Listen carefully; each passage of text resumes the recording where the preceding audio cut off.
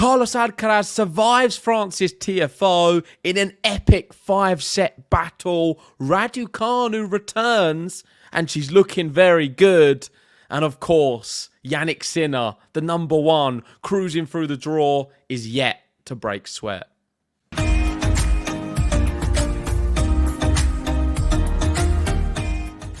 Here we go, people. Day 5 is in the books, and this one, a bit of a wet day 5. In London, we had the beautiful sunshine on the Thursday. Today was just rain, and more rain. They closed the roof at Wimbledon on both the main courts, and we had a few interrupted matches that will continue tomorrow.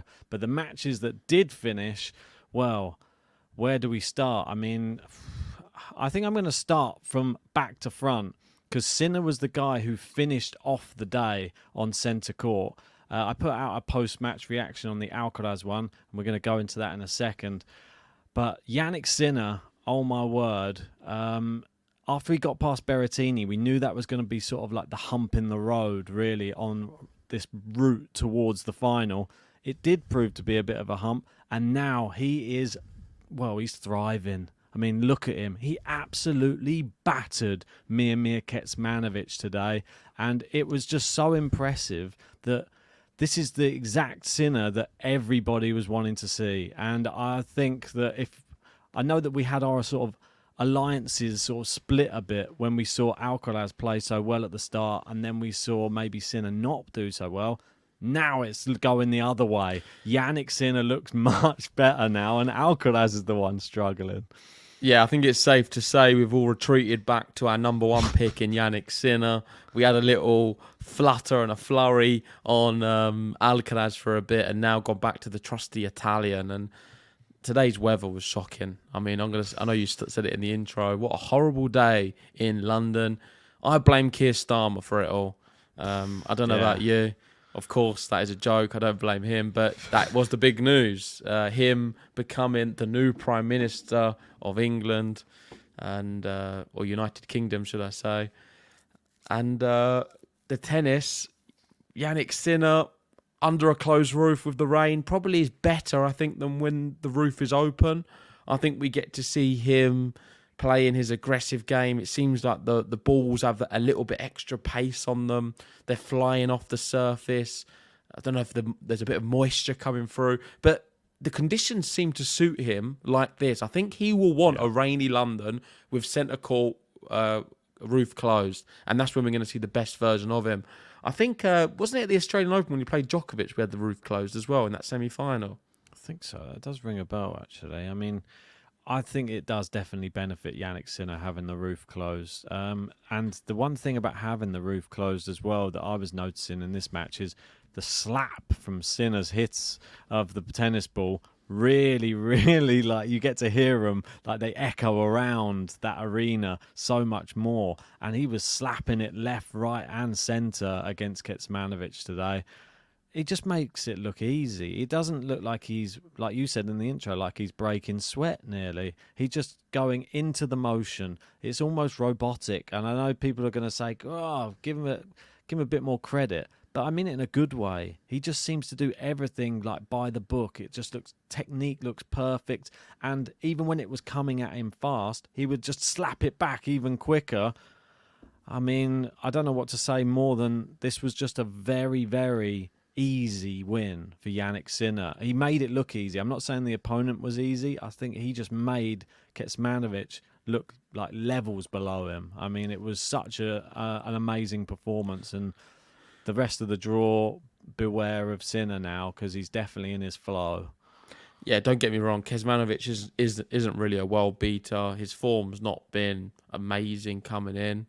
However, he did just beat Greek Sport in 5 sets, which I think is a really good result.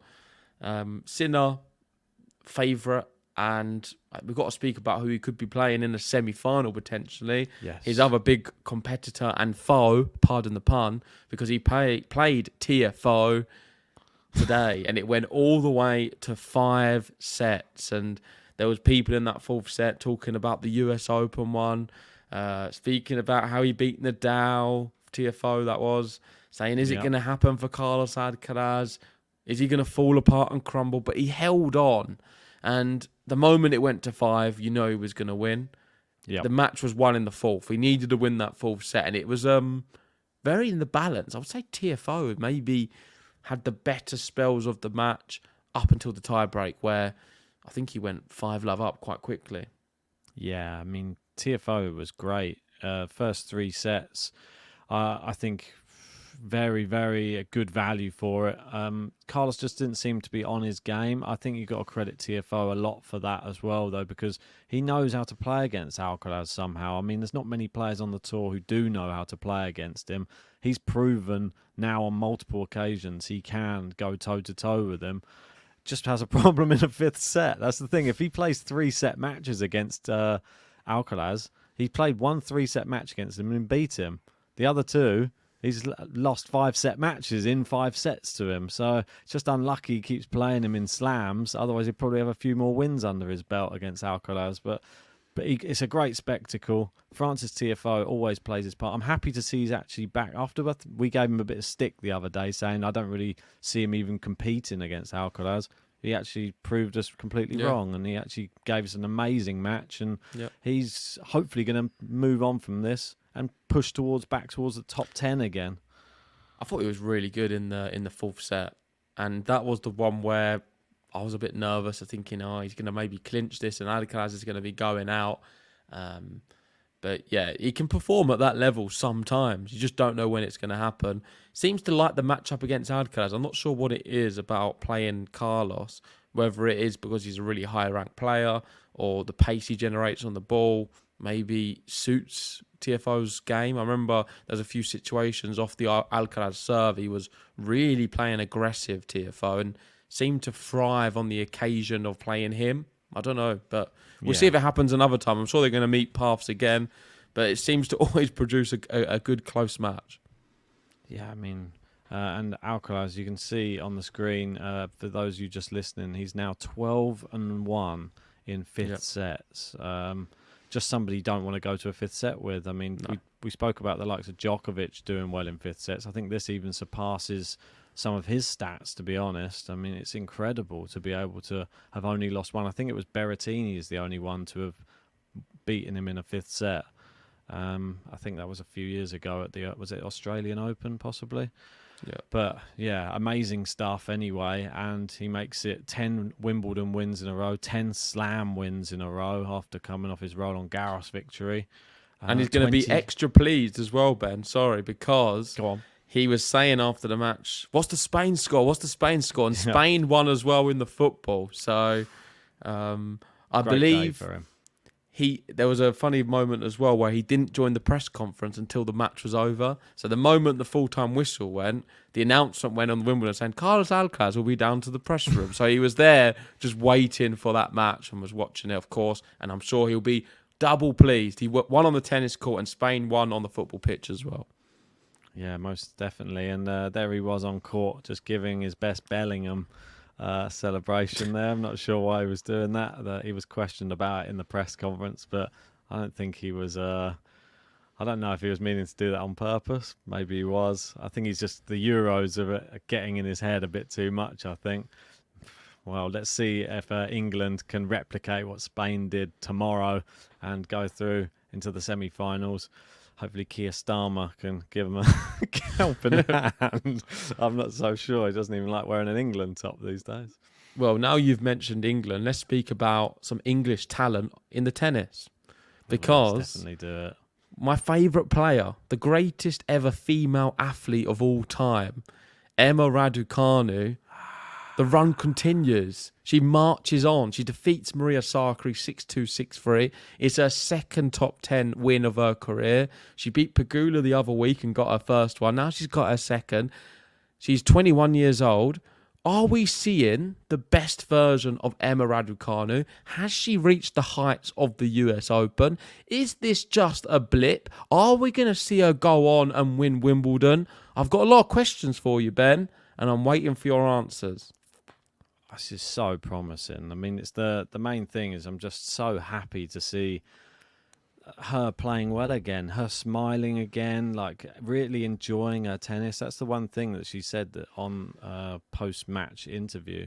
She's just really enjoying her tennis at the moment, and you can really see it. She was going for the shots against Sakkari.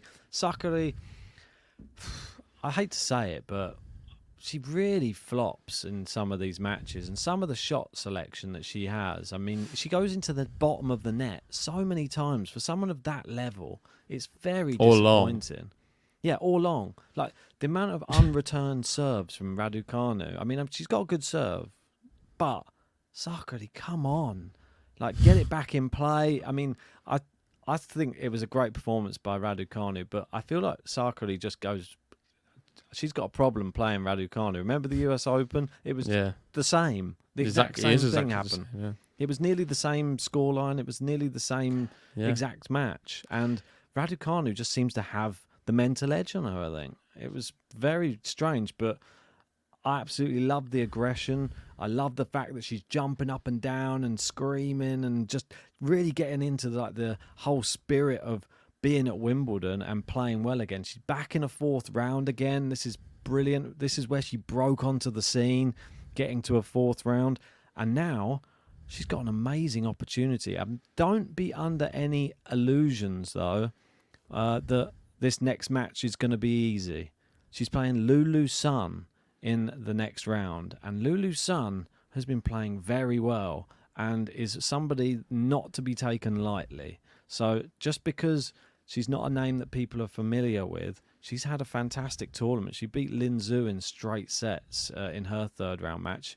And she's beat Stara Dubtseva, and she knocked out Kim Win-jung as well. So don't forget, she's been beating some good players on the way. But there's just something like this. It's sort of a good draw for Raducanu. You've got to admit it. It's a good draw. If you're going to pick anybody, you'd pick Sakkari as the top 10 player to meet, wouldn't you? Yeah, but in the next one against her opponent, you've got to remember Raducanu is British, and British people do not like the sun. So you can only ask Jack Draper about that. He struggles in the sun. Is Raducanu going to struggle against the sun, not in the sun? We'll have to wait and see. On Maria Sakkari, though, my thoughts are 30 unforced errors in the match. It's only a 2 sets. We didn't go to 3. It's far too many. It's 15 a set, and it felt like more. That's just what the stats are showing. I think she's too negative, lacks confidence. I don't like her position on the serve.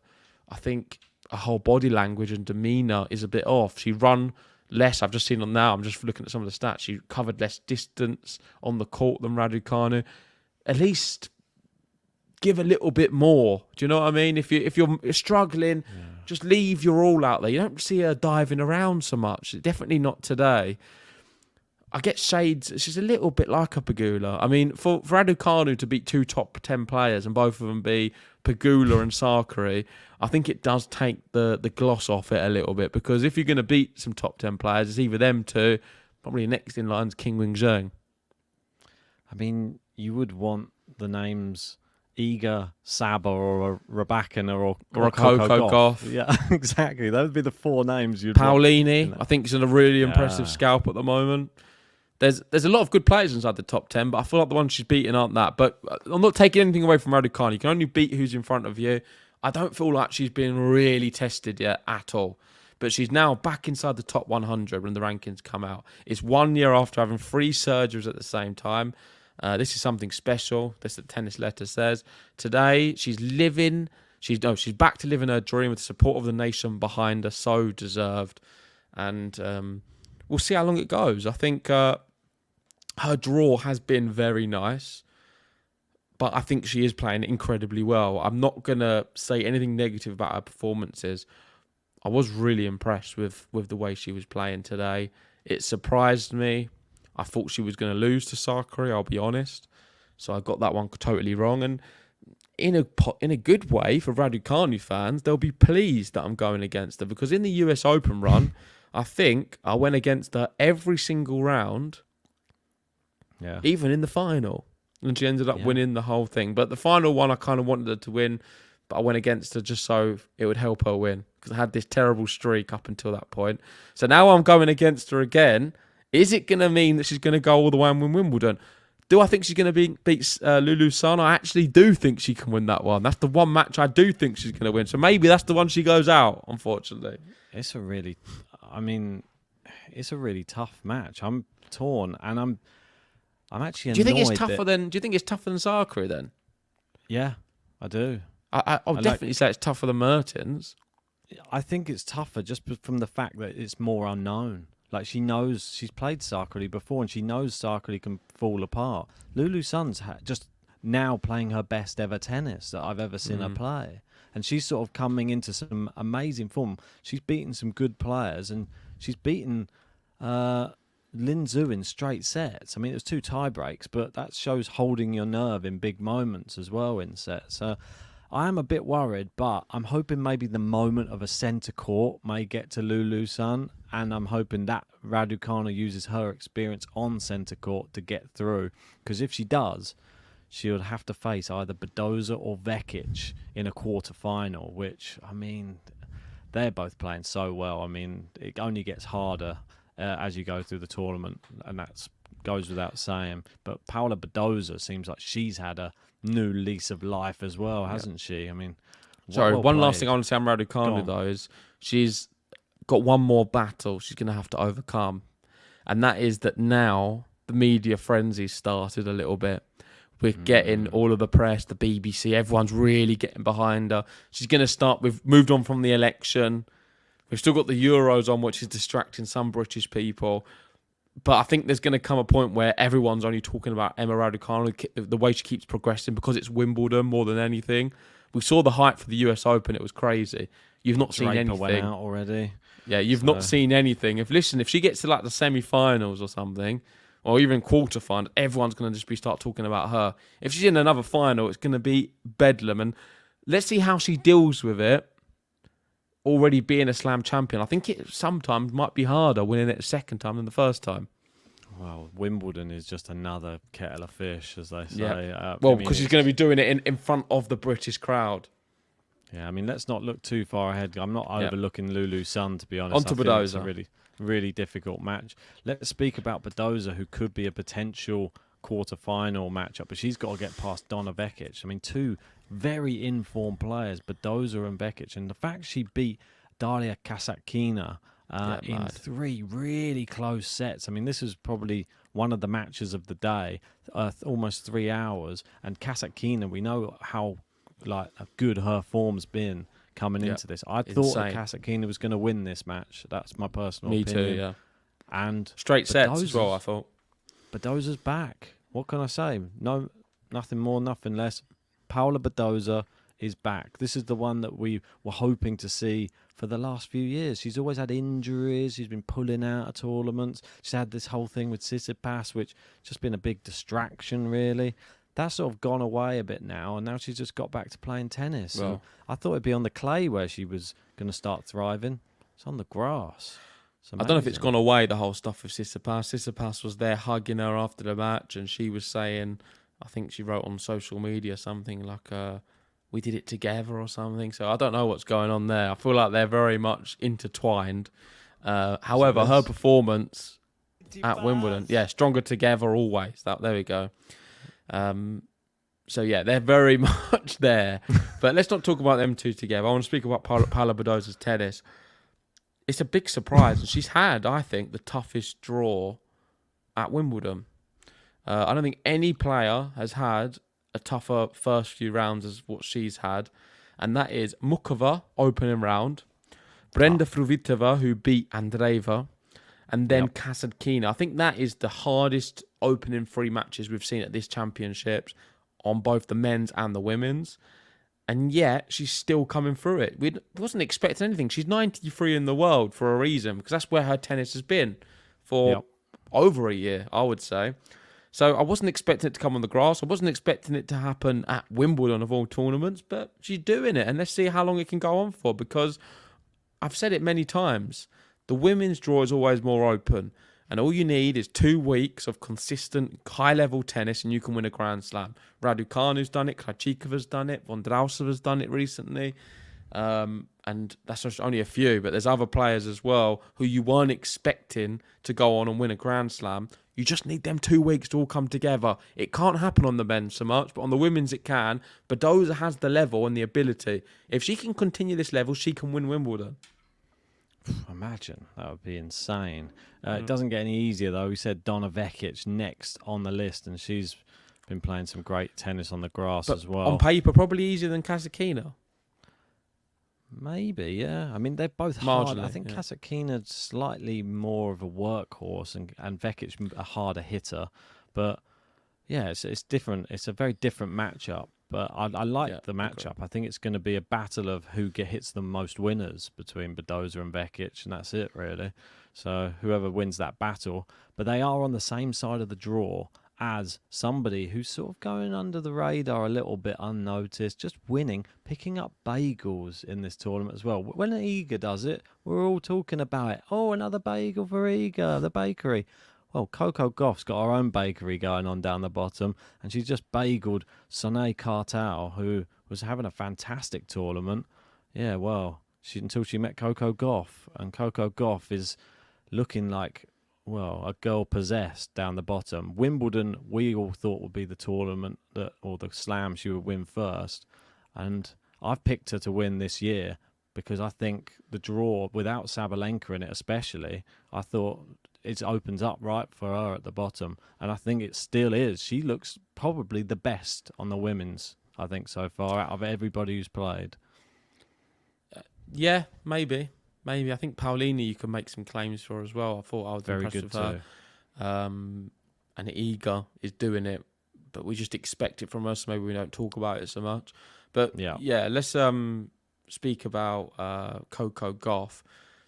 Her draw's been quite easy. Kartal, as much as she's been all right on grass and stuff, she's still 300 in the world. You'd expect Coco to beat her. Maybe I wasn't expecting the bagel, but still, it was going to be always straight set. She's beaten Dollarhide and Tadoni so far as well. Not dropped a set.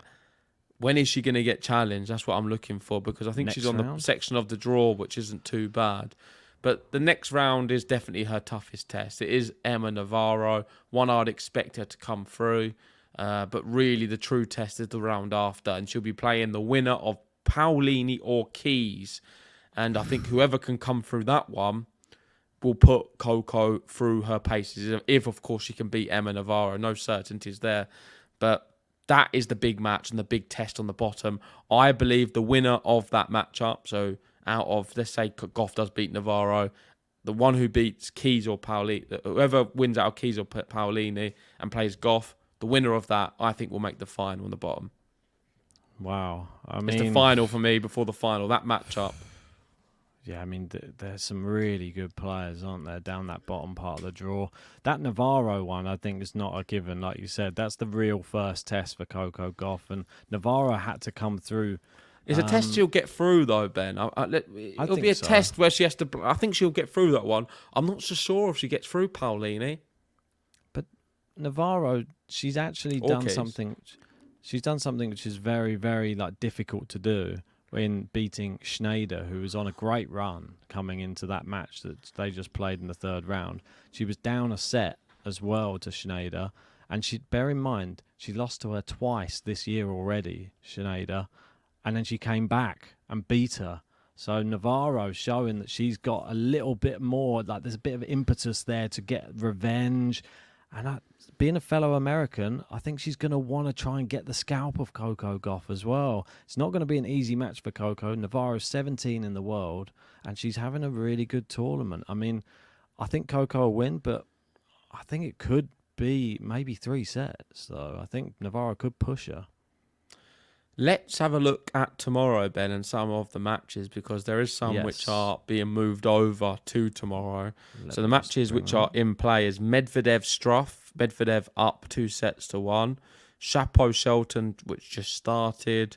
Fanini's 2-1 up against Agut. I reckon that has legs to go 5.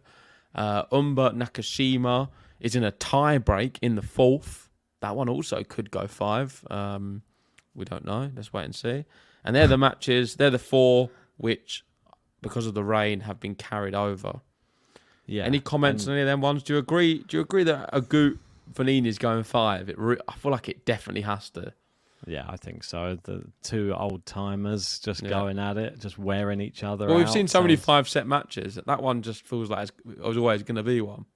Isn't it crazy? Yeah, and Alcaraz it's the 30th 5-set match that we had at this championships. We could have 32 by the time these 2 matches have finished. Humbert Nakashima's a really tight one as well. I think the winner of that one plays Alcaraz, if I'm not too much mistaken. Yeah, so the winner of that plays Alcaraz, and the winner of Shelton Chapo plays Sinner. So they'll be hoping not for 5 sets because Sinner's super fresh right now. They don't want to be going into that tired. Otherwise, you have absolutely no chance against Jannik Sinner. Do you fancy doing some quick fire predictions on these matches? Not the ones that have started, just the other ones. What about Medvedev? Let's go through them. Let's start with that one. No, not the ones that have started, just the ones that haven't started for tomorrow. We can do Medvedev. We can do all of them if you want. Just give me a name from top to bottom of who's winning each match. Right, we'll go to the top. I'm going to go Fies to beat Safulin. Agreed. I'm going to go Mpechi Pericard to beat Rusevori. French. I'm going to go Rusevori here. Rusevori to win. Well, France just went through in the Euros, so 2 Frenchmen go through, I think, in this one as well. Maybe we get a third one. Maybe we get 4. No, we won't get 4. I think Dimonor goes through against Puy. Yeah. Surely. Commissana? Can we do it again? I'm going to go for it. Set. I'm going to say he's going to knock out Massetti. No, Massetti wins. Okay, fair enough. I'm going to go...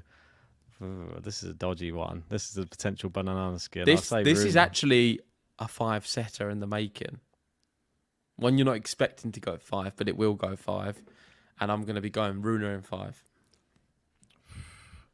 Could be. I'm hoping Rune just turns up and just batters him in straight sets, just so that we've got a real contender in there, not someone just tired. Fritz to beat Tabio, but I think that will be 5. That's a great match. I think that will be 5. I think Tabio is going to win in 4. He's going to get him out of there early. Outrageous. Norrie Zverev's a really Morgan Riddle doing a Cristiano Ronaldo in the crowd, just crying. Oh, I thought you were going to go Sue. Doing one of them. I think Zverev's going to beat Norrie, but I think that's going to be 5. I think Norrie is going to beat Zverev. 5? Don't know. It's difficult. I don't know about the sets on that one.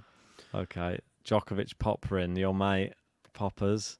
Is he going to knock out Djokovic? Is this where it comes to an end for the Joker? Novak in 5. Poprin's going to push him far. Djokovic I've already spoke to him. And listen, guys, if you want to listen to me sitting down with Alexei Poprin, asking him all the questions, all the important questions about Novak Djokovic, sign up to the Patreon. Great to see a few new Patreon members. Yes, big welcome to you guys. Really do appreciate it. Helps us keep doing these podcasts.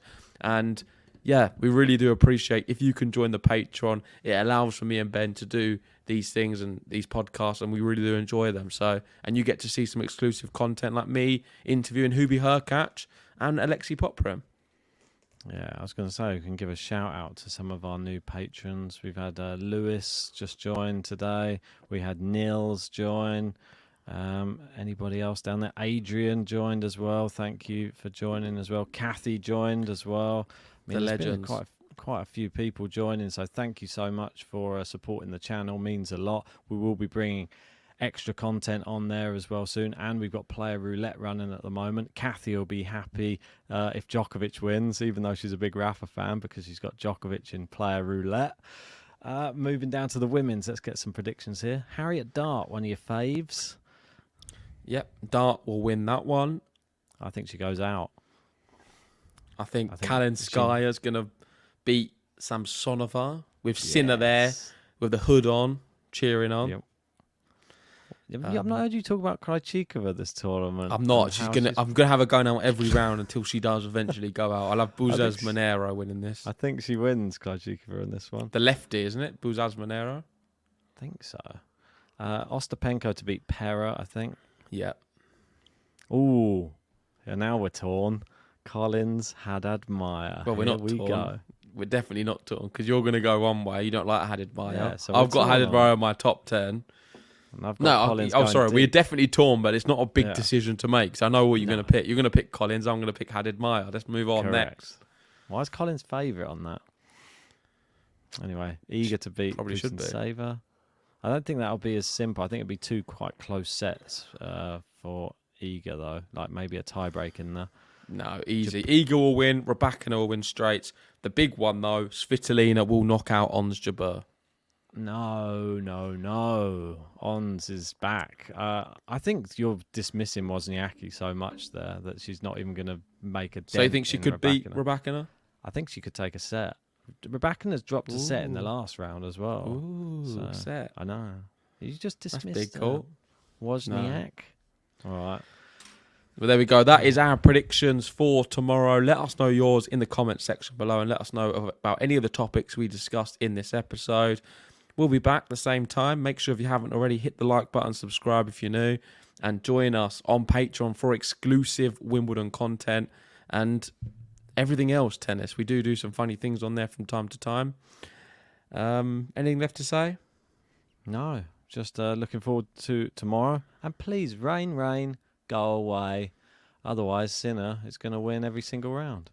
Yeah. And last word from you, Ben, on Raducanu. Is she winning Wimbledon?